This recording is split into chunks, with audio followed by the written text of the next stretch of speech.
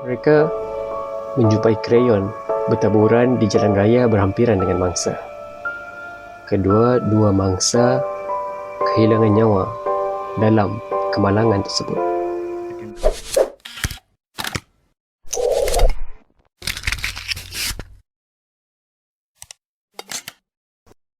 Hai semua, kembali lagi ke Best Best TV. Apa khabar semuanya? Pada video kali ini, Best Best akan kongsikan kisah sebenar Shinchan yang ramai tidak tahu. Mungkin ada di kalangan kita yang membesar dengan menonton cerita kartun Shinchan di televisyen ataupun membaca komiknya suatu ketika dahulu. Mana mungkin kita dapat lupakan telatah lucu Shinchan bersama dengan adiknya Himawari, atau pergaduhan manja bersama dengan ibunya dan juga ayahnya, iaitu Misae dan Hiroshi. Dan jangan lupa pula dengan anjing mereka yang comel, iaitu Shiro.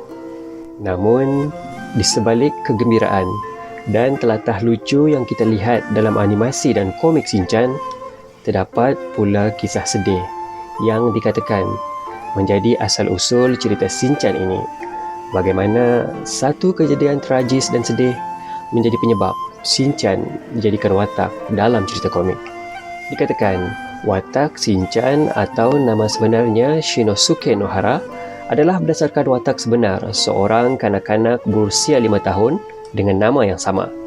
Begitu juga dengan watak ahli keluarganya yang lain, iaitu adiknya Himawari serta Misae dan Hiroshi, iaitu kedua ibu bapa mereka yang sangat mengasihi dan menyayangi sesama mereka.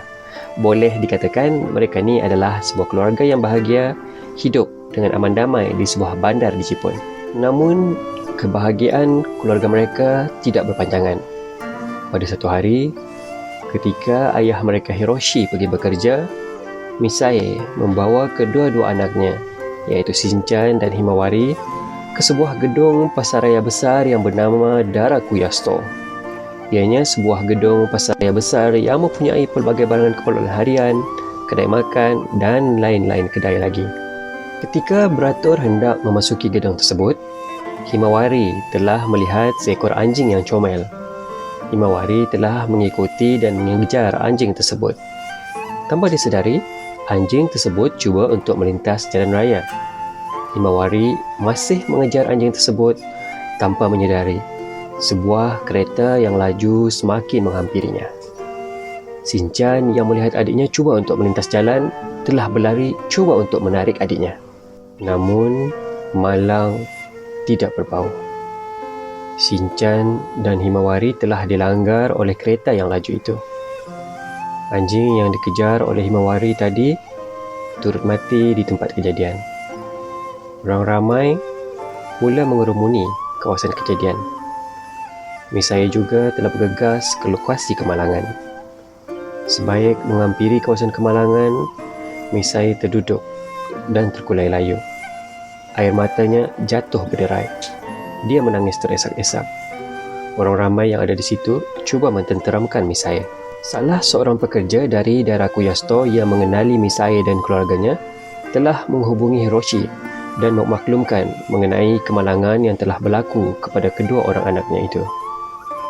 Misae yang masih bercucuran air mata cuba untuk merangkul kedua orang anaknya ke dalam dakapannya. Kesedihan yang dialaminya sukar untuk digambarkan. Kehilangan kedua anak yang tersayang dalam sekelip mata memang amat berat untuk dipikul. Hati ibu mana yang tidak sayu? Kejadian itu meninggalkan kesan yang mendalam kepada Misae dan suaminya Hiroshi. Dalam kemalangan yang telah berlaku, mereka menjumpai krayon bertaburan di jalan raya berhampiran dengan mangsa. Krayon itulah yang dibawa oleh Shinchan di dalam beg sandang yang selalu dibawanya. Misae dan Hiroshi telah memungut krayon-krayon itu dan membawanya pulang ke rumah. Misae yang dirundung kesedihan telah melukis anak-anaknya, Shinchan dan Himawari, dalam bentuk potret berbentuk penceritaan. Penceritaan kehidupan anak-anaknya yang telah meninggalkannya digubah menjadi potret yang ceria dan gembira.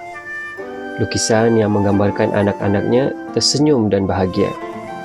Misae selalu bersendirian dan menghiburkan diri dengan melihat lukisan tentang anak-anaknya yang dilukis dengan menggunakan krayon tadi. Hiroshi yang turut bersedih cuba untuk memujuk dan mengurangkan kesedihan isterinya itu. Namun, Misae masih sukar untuk melupakan kejadian sedih itu. Yoshito Usui, pekerja dari Dorakuya Store yang juga merupakan rakan Hiroshi, turut bersimpati dengan kejadian yang menimpa keluarga itu. Dia telah melihat lukisan Misae dan mendapat ilham untuk melukis kisah Shinchan untuk dijadikan sebuah komik.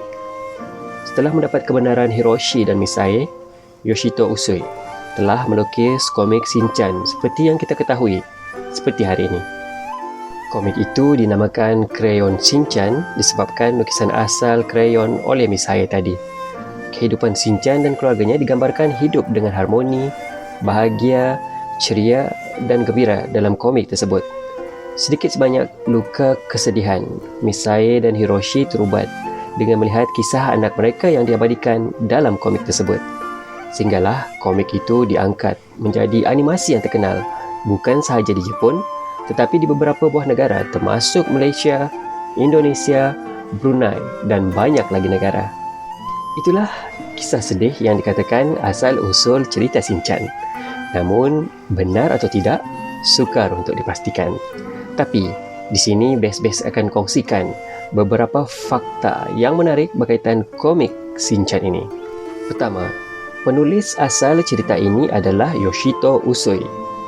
Kedua, watak Shinchan dikatakan watak spin-off Shinosuke Nikaido dari komik Yoshito Usui yang pertama berjudul Dorakuya Store Monogatari. Ketiga, komik Krayon Shinchan sepatutnya berakhir pada November 2019 tetapi kemudiannya disambung pada 2010 dan dikenali sebagai New Krayon Shinchan. Keempat, Shinchan juga mempunyai spin-off seperti cerita Shinman dan Super Shiro. Kelima, bukan saja komik, Shinchan juga mempunyai banyak siri televisyen dan filem. Bayangkan saja kebetulan Shinchan ni. Termasuk tahun 2021 ni, ada lebih kurang 29 buah filem Shinchan. Keenam, ada lagi, Shiro anjing Shinchan juga ada siri animasinya sendiri, iaitu Super Shiro. Ketujuh, dan ini fakta yang misteri dan menyedihkan. Sebenarnya komik Shinchan ini hampir dihentikan pada 2009 disebabkan oleh pelukisnya Yoshito Usui yang ditemui mati dikatakan jatuh dari Gunung Arafune.